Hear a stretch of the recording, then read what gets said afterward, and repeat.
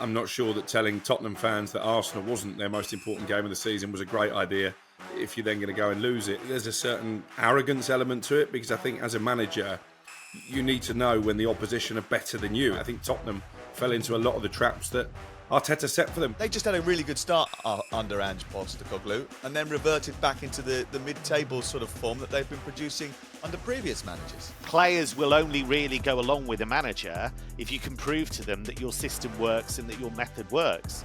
You know, if it's not, then they are going to lose faith in the manager. He says he always wins a trophy in his second season.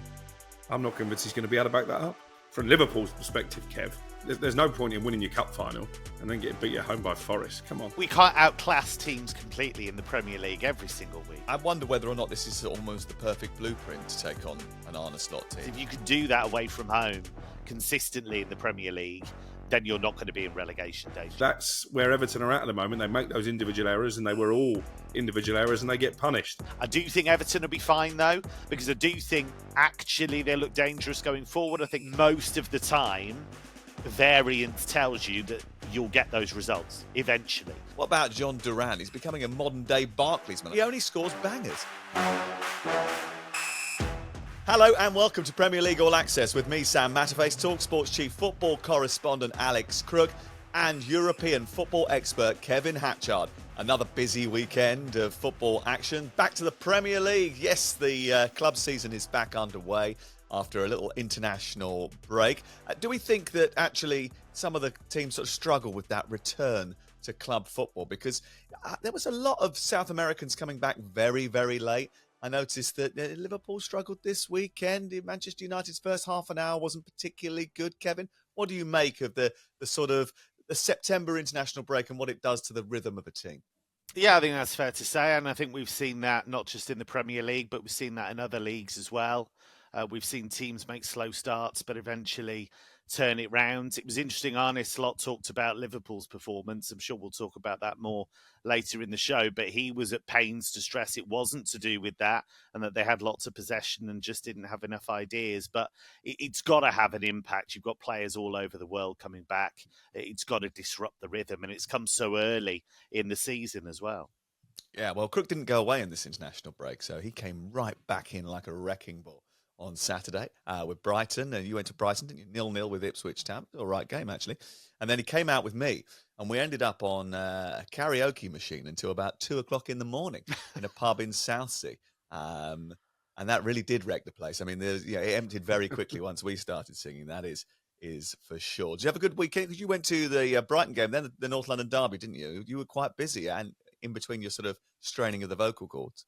I was going to say the voice hasn't fully recovered yet from the excitement of the North London derby and a couple of turns on the karaoke. But yeah, I agree with what you're saying about the international break. The Brighton game, probably a case in point. Obviously, João Pedro not fit enough, having played only a half for Brazil, and I think they really missed him.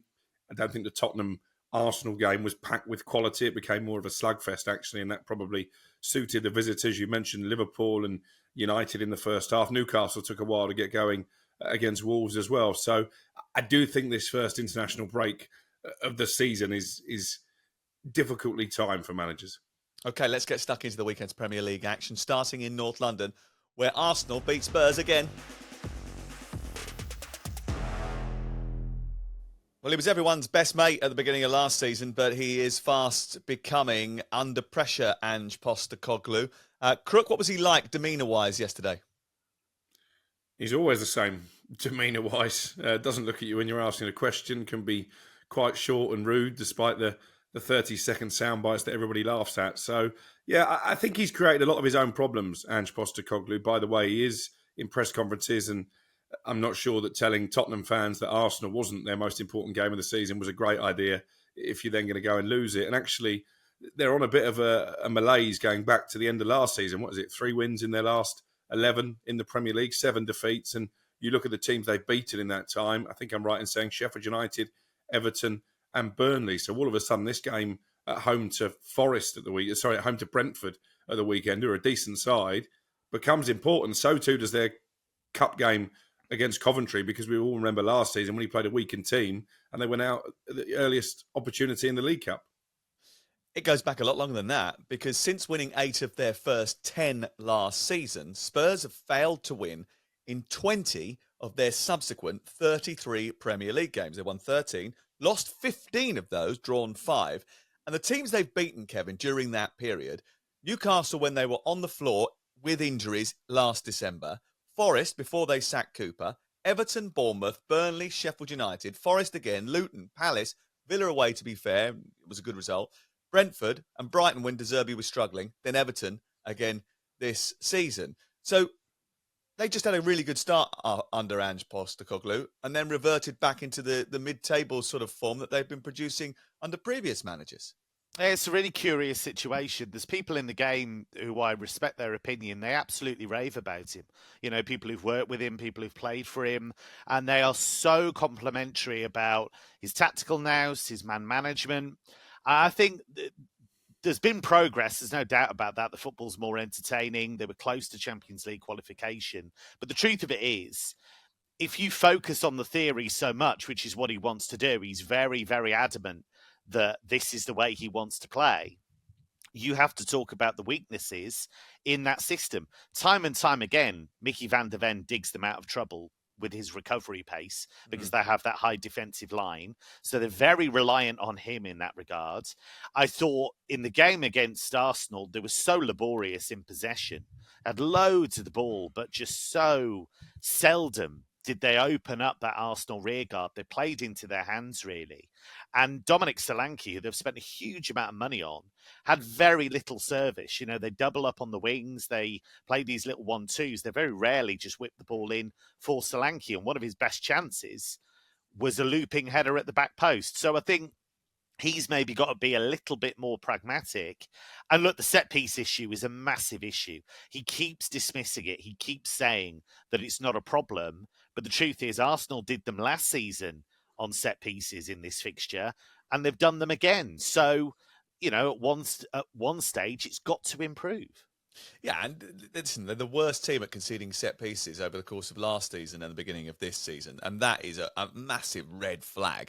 And if you keep dismissing it, dismissing the fact that you don't think that the game against Arsenal is a big game, you're not going to change your way of playing. If you just keep coming out being belligerent, but everything else is going against you, eventually the spotlight is going to shine on you. And I'm not suggesting for 1 second that Ange Postecoglou should be removed from his position. But he's got to wake up a little bit and realise that the PR side of the game is also really important. And actually, you know, a bit like, and I compared it yesterday to playing out from the back, right? Your philosophy, your overarching philosophy is a little bit like when we talked about Russell Martin playing out from the back. It's great. You should definitely do it. You should stick to it as an overarching principle. However, there are times when you have to change it. There are times when you've got to go, do you know what? This isn't going to work for us today. We've got to do it like this. There are times when things go wrong and you have to think, I have to adjust. Because otherwise, that's not intelligent. The sign of intelligence is being able to have your mind changed, to be able to think about how to solve problems. And they're not solving the problems here. No, and I think also there's a certain arrogance element to it, because I think as a manager, you need to know when the opposition are better than you, and therefore you need to tailor your game plan to negate their strengths. Alex Ferguson used to do that in the Champions League, and yeah, Arteta did do that yesterday. That wasn't Arsenal at their free-flowing best. Obviously, no Rice and no Ødegaard. He knew that maybe their best bet was to soak up pressure, hit on the counter-attack, and use those set pieces. And I tweeted last night, I think Tottenham fell into a lot of the traps that Arteta set for them, because he was quite happy for them to have the ball and come on the attack and just keep trying to launch it long and winning set pieces. And in the end, as Kev said, one of those set pieces is told. I'm not sure they have progressed that much. You said they were close to finishing in the top 4 last season. Yes, they finished 5th, but it was basically a 4-horse race. You know, Chelsea and United took a year out, and Tottenham still didn't manage to get Champions League football. They went out early on in the League Cup, as we mentioned, never threatened to win the FA Cup. He says he always wins a trophy in his second season. I'm not convinced he's going to be able to back that up. Yeah, I don't want to go Eric Ten Hag on you, but I never said anything about them finishing in the top 4. I mean, I think Kev did. It might have been Kev, yeah. No, they came close. I mean, they were a couple of points away, right? So, yeah, but when the two big teams were not competing for the top 4. That's true. I mean, look, the counter argument to what you were saying about being pragmatic and changing it from people who've played for him, these are the conversations I've had. Their argument was, rightly or wrongly, that if you change from that, and I agree with you, I think you can tweak the overarching idea. I think you can make changes and allowances within that. But their argument to me was, when you do that, when you say, well, actually, this is not appropriate for this, or we don't believe in this, players lose faith in it. That's what he believes, that if you start chipping away at that main idea and saying, well, it won't work for this team and it won't work for this team, then you start chipping away at the belief in that central idea. Now, rightly or wrongly, that seems to be what he thinks, and that's borne out by the way that they play, because it's the same pretty much every single time. I do think the high line is an issue, because Arsenal, I actually thought, missed quite a lot of opportunities to break in behind. There was a good chance for Martinelli in the first half that Vicario saved, but I thought actually there was a wrong pass, there was a wrong timing at times, but the chance was there all the time to just break through that high defensive line. Yeah, I mean, you say that they'll lose faith if you tweak the system. Do you think that the players might lose faith in it if they keep losing 15 out of 33 games? Yeah, I think that's the balance, isn't it? Because, you know, players will only really go along with a manager if you can prove to them that your system works and that your method works. You know, if it's not, then they are going to lose faith in the manager. They are going to lose faith in the message. So it's that balance between, you know, making that the main part of your coaching, but also it's got to work. And I just think with the set piece thing, I think that's such an avoidable thing in terms of the way he's portrayed it in the media, that it's not that important, that it's not a big issue. You know, it's proven that it's about, 30% of goals. That's a massive part of the game in a low-scoring sport. And if you're getting done time and time again on set plays, you have to address it.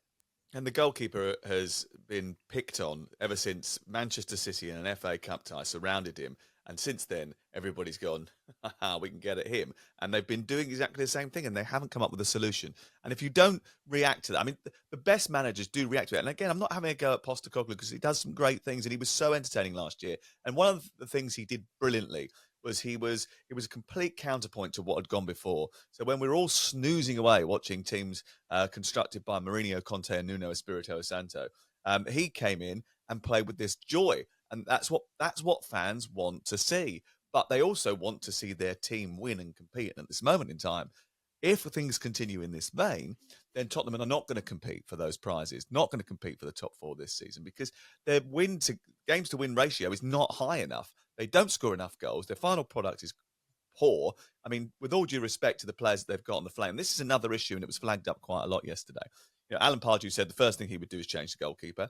The fans that rang into the Sunday session yesterday were all talking about the recruitment under Daniel Levy. They recruit players poorly. Jamie O'Hara did send out a tweet when he was talking about recruiting players from the Championship. It was pointed out to him that the best players that he then had listed all came from the Championship, which was quite funny. But ultimately, the suggestion is that, and Jamie was on board with this, I think, is that it's okay buying players from the Championship or buying players that have been from relegated clubs if they're really good players and then they can go on and become good players in your team. But if they don't develop at the rate that you want them to, and you've got a lot of those players that have sort of seemingly hit a ceiling, then you find yourself back where you started again, rather than advancing your team, which was the whole point of recruiting them in the first place. Any team that loses Harry Kane is also going to be facing a downgrade in terms of the next person they get through the door. We understand that. But there's too many parts of that team that haven't been upgraded with the quality that would be in the Arsenal team, the Liverpool team, the City team, the United team, and even the Chelsea team.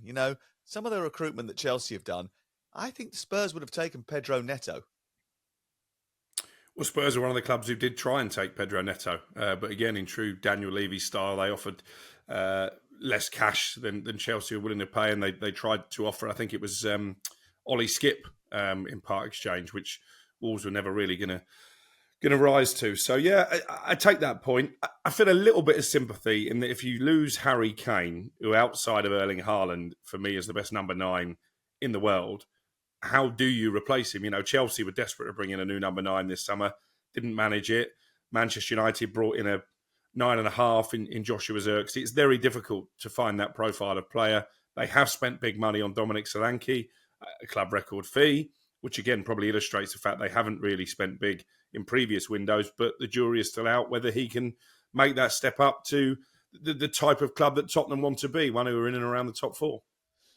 Producer Jeremy, who is, is a bit of an Asian provocateur, has put in our running order today. Johnson and Solanke combined for 100 million is absolutely terrible recruitment. I dare all three of you to argue otherwise.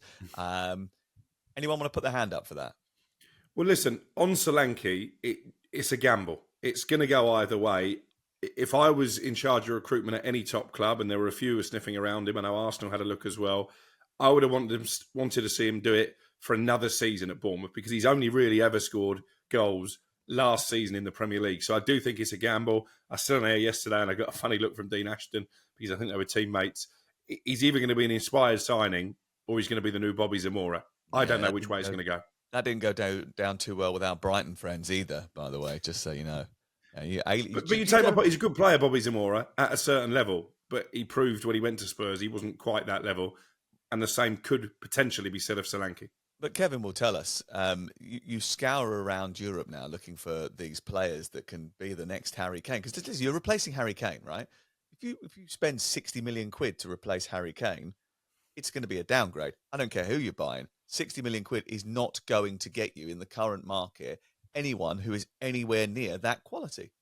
No, and there's very few centre forwards out there, and you've got some really bizarre situations going on, because look at Victor Osimhen, who was one of the most, attractive potential signings, but was an enormous amount of money. Huge wages, huge release clause that Napoli put into that contract. So you can find centre forwards, but you're going to have to pay top whack to get them. And then that obviously has PSR implications. So it's very, very complex now.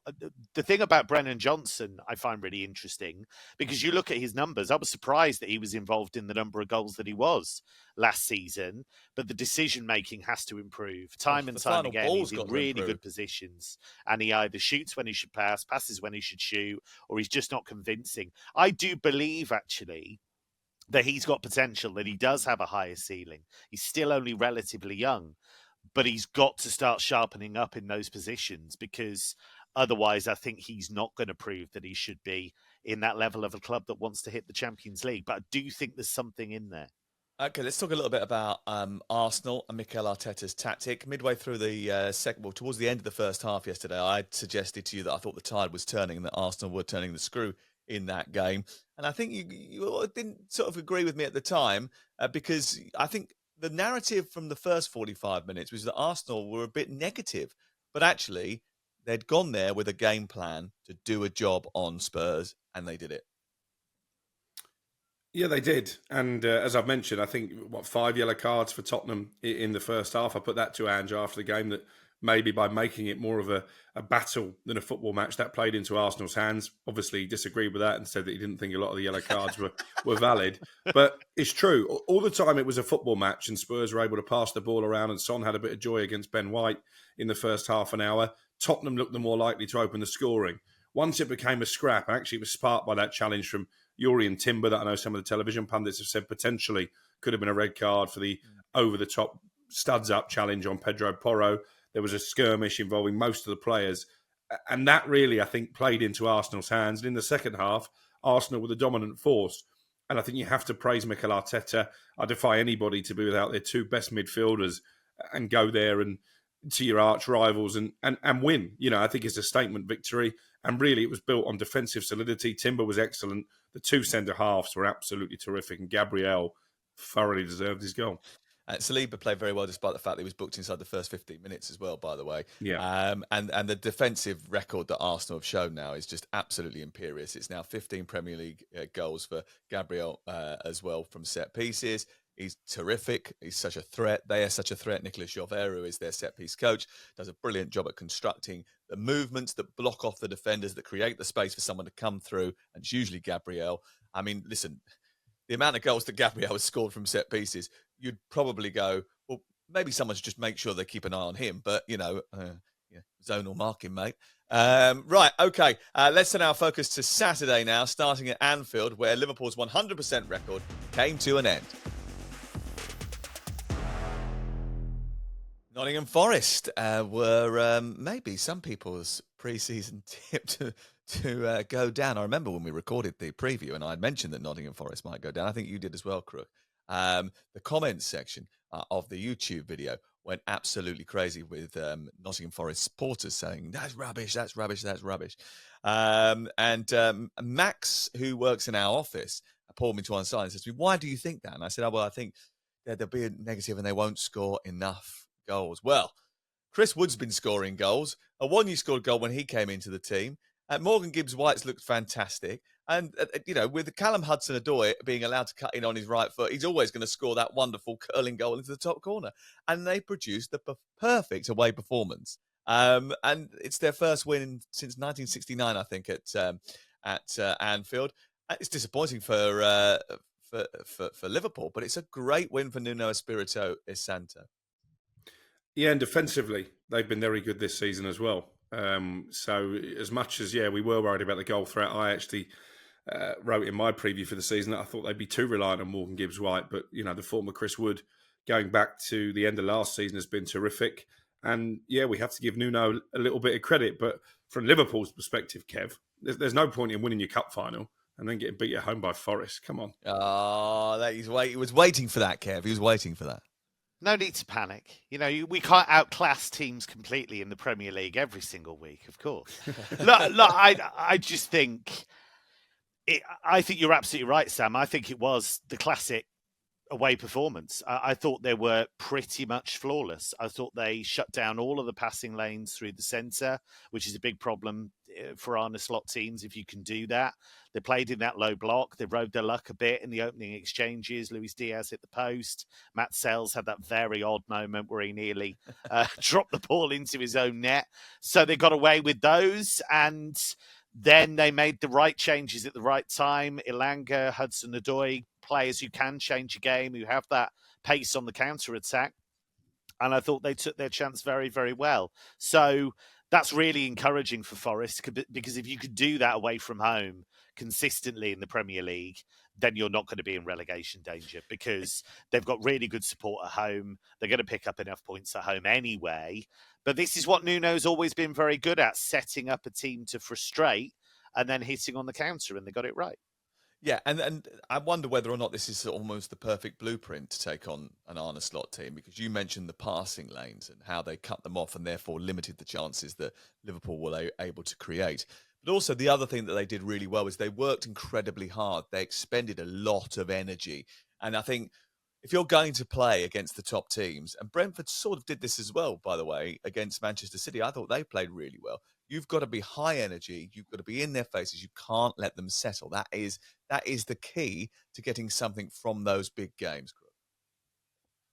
Yeah, and I think also because Forest's strength is in the wide areas, it negated the threat of the two Liverpool fullbacks going forward. That's probably why Arne Slot made the change that he did. He brought on Conor Bradley, who was naive, I think, for the goal, because we all know that, as you've mentioned, Callum Hudson-Odoi is going to cut inside and he's going to try and shoot on his right foot, and Conor Bradley didn't do enough to prevent that. But he tried to push Trent Alexander-Arnold further forward because I think he felt he wasn't getting involved enough in an attacking sense. So, yeah, maybe it is the blueprint, and it'll be interesting to see how Liverpool bounce back from this, because it's been a very serene start to this point, hasn't it? Yeah, I think Conor Bradley gets a lot of attention because he's the one ultimately who's supposed to go out and stop Callum Hudson-Odoi. But I thought it was a well-constructed period of play from Nuno Espirito Santo's team, because the ball was on the right-hand side and they switched it really quickly, and Bradley had tucked in to help out the centre-half as they'd gone across the cover, and then he had to come back. So he was coming out towards his right-hand side, which meant that when Callum Hudson-Odoi got the ball, he came into the inside on his right foot, and Bradley didn't have time to quickly change direction. So it did look like he was sort of showing him on the inside, but he wasn't. He was still coming over. He did probably need to change the angle of his run so that he pushed him on the outside, so he went down the wing instead. But it was a quick movement because of a switch of play, and that outfoxed them, Kev. Yeah, it was a brilliant counter-attack goal. And the pass, actually, is what makes it, because it's an outstanding crossfield pass to find Hudson-Odoi. It's not an easy thing to do that by any stretch of the imagination. The finish is brilliant. Alisson slightly unsighted, but I don't think he would have got there anyway, because it's a fabulous finish. I do think Hudson-Odoi is a terrific player. I think Chelsea didn't maybe give him enough chances, didn't give him a consistent enough run. Maybe they would argue differently, but I think he's an outstanding player and he's packed so much into his career already. I like the way that he talked about the fact that he wasn't angry about not starting. That may or may not be true, but at least he said it. And he said he was ready to come on and affect the game. And that's exactly what he did. And that's what you have to be prepared to do. I agree with you, Sam, about the work rate. It has to be there. That has to be the first thing, because you're not going to get a result like this. And we talked about Arsenal. They, for me, are the best out of possession team in the world, actually, Arsenal. And one of the keys to that is concentration and work rate. And that's everything we saw from Forest here. City 2, Brentford 1. Another 2 goals for Erling Haaland. He'll be devastated he didn't make a hat-trick of hat-tricks there, because no one's ever done that in the Premier League. And he came so agonisingly close with a shot that hit the post in the second half, Crook. Well, he had a couple of chances, didn't he? He had another one after that was a good save from Flecken. And what I like about Haaland, and, I say slightly grudgingly with my club allegiances, but you could see how devastated he was. He scored, 9 goals in the first 4 games of the season. But he was gutted that he didn't get that triple hat-trick. And I just think you have to praise that hunger and that desire. And he'll be back, by the way. He's missed a couple of opportunities. That could be bad news for Arsenal next weekend. Absolutely. Kevin, Pep was full of praise for Thomas Frank and his team post-match. He said, and he usually is with managers that he beat, they're an extraordinary team. What they do always makes sense. Every corner is a headache, and it is. They're compact this season. They have a high press. Thomas is one of the best. He does this, and sometimes I think he's sort of patting them on the head, saying, yes, keep coming here and doing that, and we'll just keep knocking you off and beating you and whatever. But I think with Brentford, he genuinely means it, because Brentford are a team that have come from nowhere to somewhere in just a staggering amount of time. And I don't think that we give them enough credit for that sometimes. It wasn't that long. And I was there in League 2 watching them, League 1 watching them many years ago, but it wasn't that long ago. It was like 14 years ago. It's not decades and decades. And now they're an established Premier League team who caused the big boys problem. They scored after 23 seconds here. Completely well-worked kick-off routine, which unshaped Manchester City. And they are one of the best high-pressing teams in the league. Oh, yeah. And just on the history of them, I used to interview Martin Allen for Club Call many moons ago, which shows how old I am. So, yeah, it's wild to me that they're taking on some of the best teams in Europe in the Premier League. And, yeah, it comes from philosophy, and a philosophy that's enacted properly on the pitch. It's that bravery, it's that high press. It takes a huge amount of work on the training ground. It takes a really high level of fitness, and Thomas Frank has really been able to get them to a point where they have that bravery and they will take on the top teams, and they cause Liverpool a few issues here and there as well. They're a really good side, and I think actually with Wissa, who I know picked up an injury in the game, and with Mbermo, they have real quality actually in that forward area. They've got pace, they've got cleverness. So it's a really nice mix. I think with Guardiola, what's interesting, and I think Klopp used to do this as well, I think it's actually because they understand the game so well. They see all the threats.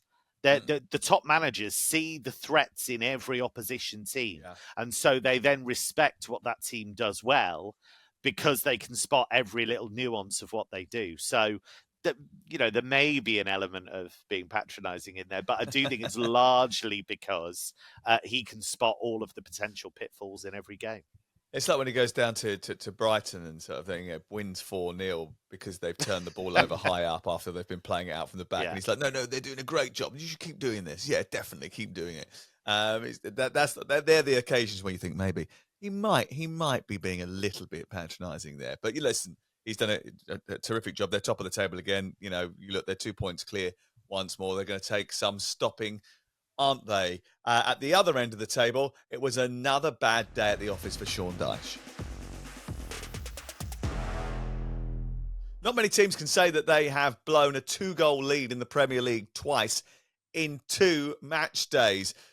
But Everton, who didn't play that bad in the game against Bournemouth and ended up losing 3-2, and didn't play that bad in the game against Aston Villa, but ended up losing 3-2, are now in danger of having a very difficult campaign once again.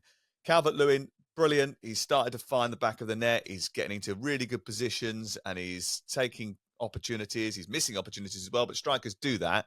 But if you score 2 goals away from home, you should be winning the game, shouldn't you, Crook? Absolutely, but the trouble with Everton, and it's quite unusual for a Sean Dyche team, is they're too easy to play against. Even when they were 2-0 up, the game was far too open. It was probably 2 goals against the run of play. And then you look at the goals they've conceded, particularly the first time. I mean, the third is an absolute worldie from John Duran. There's not much you can do to negate that. But the first goal, Michael Keane doesn't get off the ground. You know, that Dominic Calvert-Lewin's got no right to win that header. And the second one, they could have cleared it away as well. But the big turning point, you mentioned how well he played. Dominic Calvert-Lewin had a one-on-one, didn't he, when they were 2-0 up, and he just hesitated and he got his pocket picked. And had they have scored there, they'd probably go on and win the game. But that's where Everton are at the moment. They make those individual errors, and they were all individual errors, and they get punished. I don't want to pick on individuals, but if Michael Keane is going to be one of your first-choice centre-backs, you've got a long season ahead.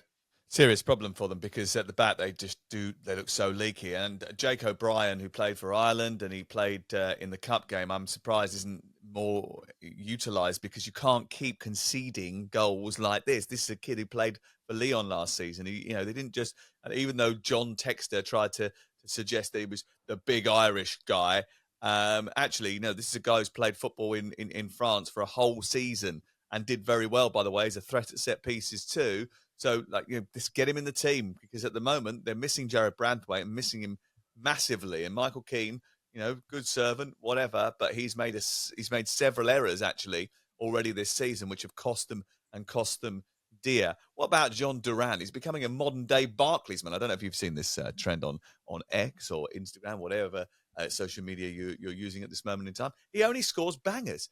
I was sitting in a hotel having breakfast, slightly hungover, with Scott Minto on Sunday morning. I was watching this game back, and I was like, "Whoa!" I actually audibly went, "Whoa! That was amazing." Because he's a bit crazy, isn't he? But he is a real option off the bench for Villa. Yeah, I swore when it went in because it was one of those where you're just, oh wow, it was a stunning goal. I love him. I think he's great because he's a complete wild card. And you listen to the way his teammates talk about him, and he does seem very unpredictable. But there's magic in there, and I know there was big money on the table in the summer. Crookie would know that better than me, but there were clubs who were very, very keen on him. But I think he's a terrific player, and I think he's the kind of player that Unai Emery can really work with because, he's good at developing talent. He can tell him more about his positioning, where he needs to be, but it's a delicate balance because what you don't want to do is you don't want to make him robotic. You don't want to take away what makes him special, which is just those really bright moments that he can produce. Just on Everton quickly, I think you're absolutely right about O'Brien. Played in a Lyon team that completely turned their season around last season. I do think Everton will be fine, though, because I do think actually they look dangerous going forward. I think Illiman and Giles do well. Calvert-Lewin, if he stays fit, looks sharp. They had numerous chances to polish that game off, and they didn't. Against Bournemouth, they were the better team for almost all of it. I think most of the time, variance tells you that you'll get those results eventually. So as long as the confidence doesn't drop through the floor, and that's Dyche's job now, I think they will turn it around. I think they'll be fine. Okay, let's whip through a couple of others. Southampton 0, Manchester United 3. What would have happened if Cameron Archer had converted that penalty? United would have got beat, I think, because Kev's mentioned confidence there. United are mentally brittle at this moment in time, and I think it would have given Southampton confidence. I think it was a huge turning point. It was a poor penalty, as much as, Onana saved it. And you were talking about this on Sunday, Ben Brereton Diaz's record from the penalty spot. It's a bit surprising that he didn't pull rank there. But having said all that, once they scored the first goal, which again was a gift from Southampton defensively, they were all over the shot from that set piece. I think United took control of the game, and I was quite impressed with the performance in the second half. The third goal was very good. All right, Southampton had probably checked out mentally and physically then. I thought Ugarte looked good when he came on. So I'm going to take the positives whilst also acknowledging the penalty was a massive let-off. Worth pointing out that the goals that they conceded didn't come from mistakes, Southampton, in terms of playing out from the back this week. It was 2 second phase set pieces that cost them dear. The one thing I'd say about that is that those set pieces came about on the counter-attack, where the ball was turned over high up in Manchester United's half. United got it forward quickly and struggling to get back. Ramsdale's made a save or someone's made a block. It's gone out for a corner, and it's then from the next corner that they then scored. So as much as it wasn't about playing out from the back, it was to do with the fact that they can be counter-attacked on. Then they give away those set pieces, and then they don't defend them properly. They're really naive, I think. And that's understandable when you come up to a higher level sometimes. But I thought it was really interesting that Russell Martin talked about this isn't about Premier League quality, it's about basics. And I think he's right. They have been caught out in games when they brought the ball out from the back. But you can't leave one man in playing everybody onside, twice, which is That's what they Jack did. Stevens. It's the most basic defending. So I think that's a real concern to me because with Burnley, we saw that, they stuck to their guns and they lost a lot of games. But it feels a bit different to that. It feels they're also giving away really cheap, basic goals as well. So unless that gets fixed, I think they're in for a really, really long, tough season.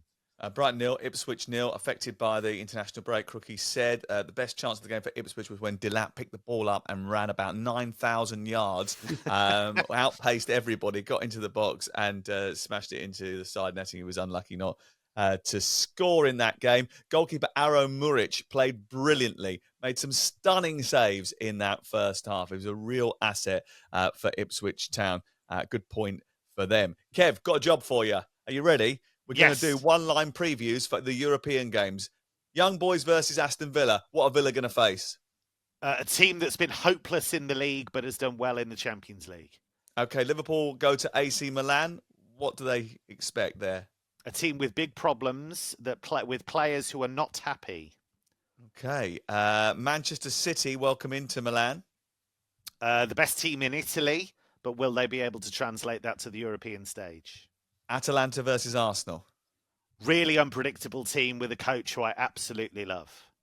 Oh, looking forward to it. Okay, so that's this week on talkSPORT and talkSPORT 2. Young Boys, Aston Villa, AC Milan against Liverpool. They're Tuesday night. Wednesday night, Manchester City versus Inter Milan. And Thursday night, Atalanta versus Arsenal. Right, okay, thank you very much, gentlemen. Looking forward to seeing you again later in the week. Remember, Premier League All Access is available twice a week on whatever feed you use to get your podcast, and it's also on the talkSPORT app, which if you download it, go to podcast, we are right there. Press play.